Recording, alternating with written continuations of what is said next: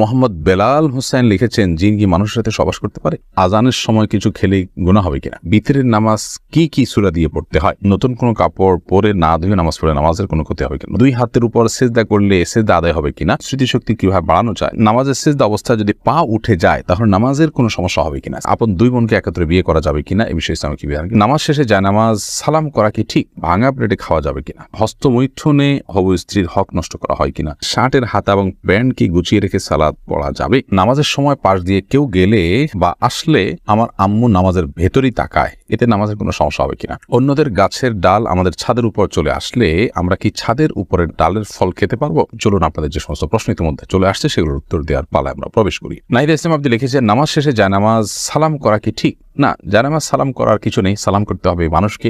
ডানে সালাম দিয়েছেন, এরপর কোনো সালাম নাই।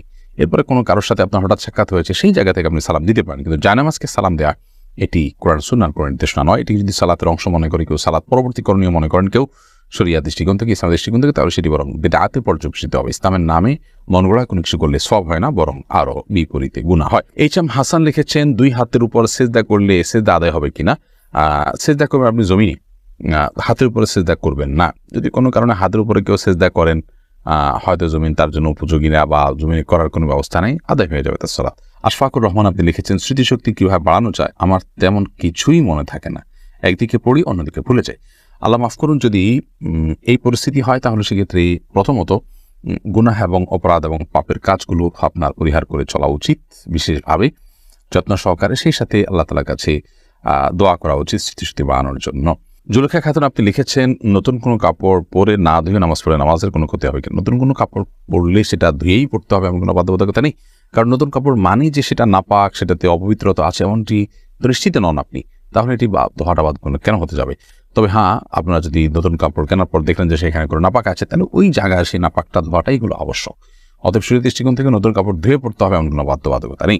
সুমন আহমেদ আপনি লিখেছেন, নামাজের সিজদা অবস্থায় যদি পা উঠে যায় তাহলে নামাজের কোনো সমস্যা হবে কিনা? সিজদা অবস্থায় পা সামান্য উঠে আবার আপনি জায়গায় নিয়ে গেছেন, কোনো অসুবিধা হবে না। আর যদি পুরো সিজদা জুড়ে উঠে থাকে তাহলে আপনার নামাজ হবে না, কারণ নবী করিম সাল্লাল্লাহু আলাইহি ওয়াসাল্লাম বলেছেন, আমি উমিরতু আন আসজুদা আলা সাবআতি আযমিন, 7টি অঙ্গের উপরে, 7টি হাড্ডির উপরে, 7 অঙ্গের উপরে আমাকে সিজদা করতে নির্দেশ করা হয়েছে। তার মধ্যে কপাল আর নাক, 2 হাত, 2 হাঁটু এবং 2 পায়ের যে আঙ্গুলগুলো সেগুলো। অতএব এগুলোর কোনো একটা যদি আপনার এই 7টি অঙ্গের কোনো একটি যদি সরে যায় সামান্য সময়ের জন্য, অসুবিধা নেই, আবার তিনি জায়গা নিয়ে গেছেন। কিন্তু যদি পুরো সালাত জুড়ে, পুরো রাকাত জুড়ে, সিজদা জুড়ে তার এটা যদি পৃথক থাকে তাহলে সেক্ষেত্রে সেটি জায়েজ হবে না এবং সে নামাজ হবে না, কারণ এটা ওয়াজিব এই 7টা অঙ্গের উপরে সিজদা করা।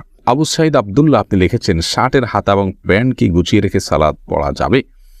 শার্টের হাতা এবং প্যান্ট গুছিয়ে সালাত আদায় করা মাকরুহ, নবী করিম সাল্লাল্লাহু আলাইহি ওয়াসাল্লাম নিষেধ করেছেন এটি, এই জন্য এটা ছেড়ে সালাত আদায় করতে হবে। তবে হ্যাঁ, প্যান্টের বিষয়টা হলো সেটা যদি কেউ টাকনুন নিচে পড়ে যায়, সেটা থেকে বাঁচার জন্য গোছান, তাই সেটা জায়েজ আছে, কিন্তু সেটা সলাতে শুধু না বরং সবসময় এরকম রাখতে হবে। মোহাম্মদ আব্দুর রাকিব আপনি লিখেছেন, হস্তমৈথুনে হবু স্ত্রীর হক নষ্ট করা হয় কিনা? এটি আপনার স্বাস্থ্য নষ্ট হয়, আপনি নিজের হক নিজে নষ্ট করছেন, নিজের আমল নষ্ট করছেন, এবং এর মাধ্যমে যদি আপনার যৌন শক্তি কমে যায় সেক্ষেত্রে আপনি স্ত্রীর হক নষ্ট করছেন। অবশ্যই সেজন্য এটি নাজায়েজ এবং গুনাহের কথা, হারাম। আব্দুল্লাহ জুবাইর তাসিন আপনি লিখেছেন, অন্যদের গাছের ডাল আমাদের ছাদের উপর চলে আসলে আমরা কি ছাদের উপরের ডালের ফল খেতে পারবো? না, আপনার ছাদের উপরে ডাল চলে আসছে দেখে আপনার জন্য ফল হালাল হয়ে যাবে না। তবে আপনি সেই ব্যক্তিকে রিকোয়েস্ট করতে পারেন এবং দাবি তুলতে পারেন যেন আপনার জায়গা থেকে গাছের ডালটা সরায় নেওয়া হয়, এবং যদি আপনার কোনো অসুবিধা না হয় আপনি ছাড় দিতে পারেন, কিন্তু আপনি এর ফল খেতে হলে অবশ্যই মালিকের অনুমতি আপনাকে নিতে হবে। আপনার এখানে চলে আসছে দেখেই আপনি কিন্তু মালিক হয়ে যাননি। ফয়সাল আহমেদ আপনি লিখেছেন, টিকটিকি দেখলে কি মারতেই হবে? প্রয়োজনে কি খুঁজে মারতে হবে? বিষয়টা নিয়ে খুব দ্বিধাদ্বন্দ্বে আছি, জানাবেন প্লিজ। না, খুঁজেই আপনাকে মারতে হবে এমন কিছু এমন কোনো বাধ্যবাধকতা নেই, বরং আপনার চোখে পড়েছে উপদ্রব করে আপনি মারবেন, কিন্তু এটার জন্য আপনি খুঁজে বেড়াবেন, এটার পিছিয়ে ঘুরে বেড়াবেন, আপনার অনুসন্ধান করে বেড়াবেন, এই কথা হাদিসে বলা হয়নি। প্রজাপতি নীর ইয়ারি থেকে আপনি লিখেছেন, ভাঙা প্লেটে খাওয়া যাবে কিনা? ভাঙা প্লেটে খাওয়া যাবে, কোনো অসুবিধা নেই। ভাঙা আয়নায় মাথা চেহারা দেখা যাবে, সেটাতে কোনো অসুবিধা নেই। আমরা অনেকে মনে করি ভাঙা প্লেটে খাওয়া যাবে না, ভাঙা আয়নায় চেহারা দেখা যাবে না, এটা নিছকই আমাদের সামাজিক কুসংস্কার। ভাঙা প্লেটে ভাঙা অংশে জীবাণু থাকতে পারে, সেজন্য আপনি ওইটাতে খেলে অস্বাস্থ্যকর হতে পারে, সেটা তো আপনার একান্ত স্বাস্থ্যগত বিষয়, বাট সেটাও তো নিশ্চিত নয়। বিধায় ভাঙা প্লেটে খেলে যে গুনাহ হয়ে যাবে বা নাজায়েজ হবে, সেরকম নয়, এবং ভাঙা আয়নায় হচ্ছে চেহারা দেখলে কোনো অসুবিধা হবে না। তন্নি আইডি থেকে আপনি লিখেছেন, নামাজের সময় পাশ দিয়ে কেউ গেলে বা আসলে আমার আম্মু নামাজের ভেতরই তাকায়, এতে নামাজের কোনো সমস্যা হবে কিনা? না, অবশ্যই তার দিকে তাকানো উচিত নয়, কারণ সালাতরত অবস্থায় কেউ যাচ্ছে তার দিকে আপনি তাকানোটা আপনার সালাতের যে খুশু এবং খুদ্দ তার বরখেলাফ হয়। বাট যেটি করা উচিত সেটি হলো নবী আলাইহিস সালাম বলেছেন, তোমার সালাতের সামনে যদি কেউ যায় তাহলে সেক্ষেত্রে তাকে বাধা দাও। কোনো বর্ণনা আসছে তাকে তার সাথে লড়াই লিপ্ত হয়, কারণ সে শয়তান, কারণ সে তোমার মনোযোগকে নষ্ট করছে, তোমার সালাতের এরিয়ার মধ্যে এসে সে তোমার দৃষ্টিকে আকর্ষণ করে ফেলছে এবং মনোযোগে ব্যাঘাত সৃষ্টি করছে। এই জন্য তাকে বাধা দিতে বলা হয়েছে। সেই বাধার অংশ হিসাবে এরকম হাত দিয়ে তাকে ইশারা দিয়ে দেওয়া যেতে পারে যদি সে টেন না পায়। আর এর বাইরে তার দিকে তাকিয়ে থাকলে তো কোনো লাভ নাই, বিধায় তাকিয়ে নিজের সালাতের মনোযোগ নষ্ট করার তো কোনো যৌক্তিকতা নেই, বিধায় আপনার আম্মাকে বলতে হবে এই কাজটি করা যাবে না। রাইসানি আপনি লিখেছেন, আজানের সময় কিছু খেলে গুনাহ হবে কিনা? আজানের সময় কোনো কিছু খেলে কোনো গুনাহ হবে না। আমরা অনেকে মনে করি আজানের সময় কিছু খাওয়া পান করা যাবে না, এটা করা যাবে না, ওটা করা যাবে না। আপনি যে কোনো কাজ করতে পারেন, টয়লেটে থাকলে আপনি টয়লেটে কাজও সারতে পারেন। তবে আপনি যখন টয়লেটে নাই, পবিত্র জায়গায় আছেন বা স্বাভাবিক অবস্থা আছেন, তখন আপনি আজান শুনলে আজানের জবাব দেওয়ার চেষ্টা করবেন।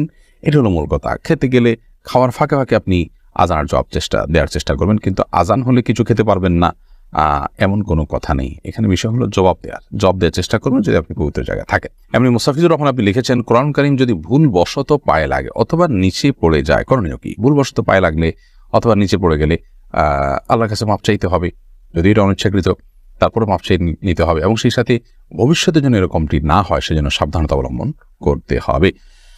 এর কারণে আপনার বিশেষ কোনো কাফারা নাই।